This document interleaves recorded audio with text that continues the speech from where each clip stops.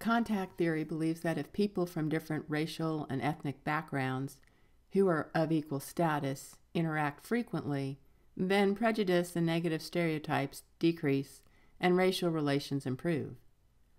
When people talk about their lives and share experiences, their perspectives start to broaden. This is one reason why colleges work to create diverse living situations and make efforts to create mixed racial and ethnic environments. Prejudice and discrimination are different concepts. Discrimination can occur at a personal level as well as on an institutional level. Discrimination is referring to an action, something that someone else does, or some kind of policy that society has that results in a specific outcome. If a person takes an action based on racial assumptions, that is personal discrimination.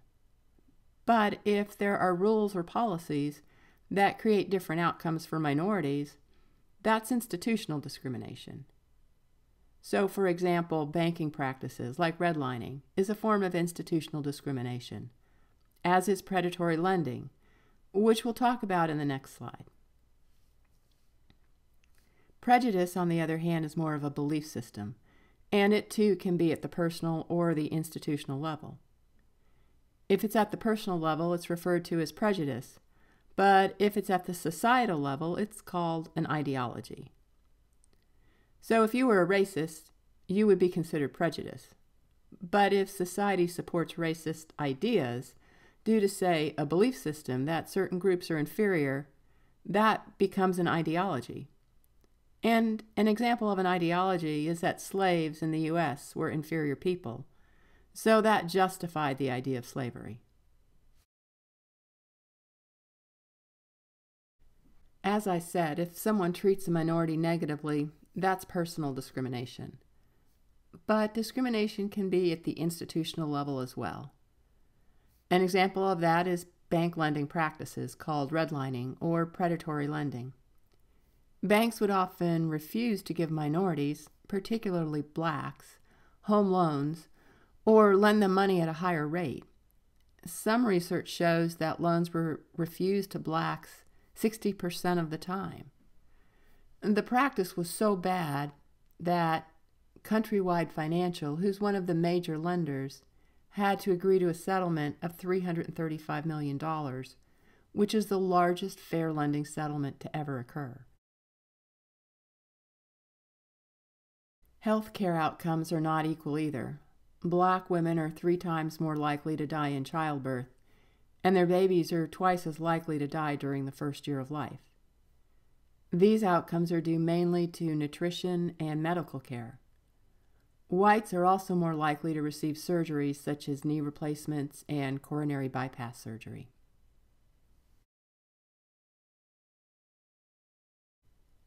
There are several different theories on why prejudice exists that come out of the field of psychology. One theory considers people's frustration and their need to find a scapegoat to blame their problems on. This was one theory that appeared to explain the extremism towards the Jews in Nazi Germany. It hypothesized that people have a need to vent frustration out on a target. Another theory was developed by Theodor Adorno, which is the authoritarian personality theory. People who scored high in certain areas regarding believing that strong authoritarian leadership was a positive thing also thought that foreigners posed a threat to the American way of life. Adorno concluded that highly prejudiced people also have a deep respect for authority and are submissive to authority figures. They think things are either right or wrong and don't like ambiguity. People who are older, less educated, less intelligent, and from lower social classes tend to have these kinds of authoritarian personalities.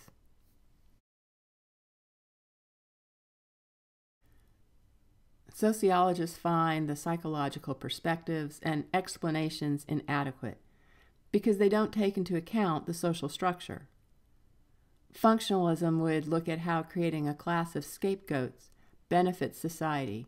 For instance, in Germany, runaway inflation was destroying the middle class in Germany after World War I, and the fines that it was paying was also destroying the economy. Jews owned businesses, bank accounts, fine art, and other property the Nazi Party could take. The Sharif study that your text author cites to helps us understand how easily in-groups and out-groups can be formed when people are put into competitive situations. Conflict theory would focus on how people compete for scarce resources, and classical conflict theory would look at how the labor market shapes society.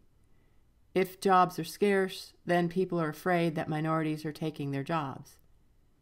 People think that they can make gains only at someone else's expense. Symbolic interactionism would consider how labels of minority groups create prejudice, and that labels create a selective perception. They lead us to see certain things in society and blind us to other aspects. Labels also result in self-fulfilling stereotypes. To demonstrate the power of social interaction and how we perceive things, your text author uses the tragic story of Oda Benga, who was a pygmy from the Belgian Congo in Africa and who was exhibited at the Bronx Zoo as a lower form of life.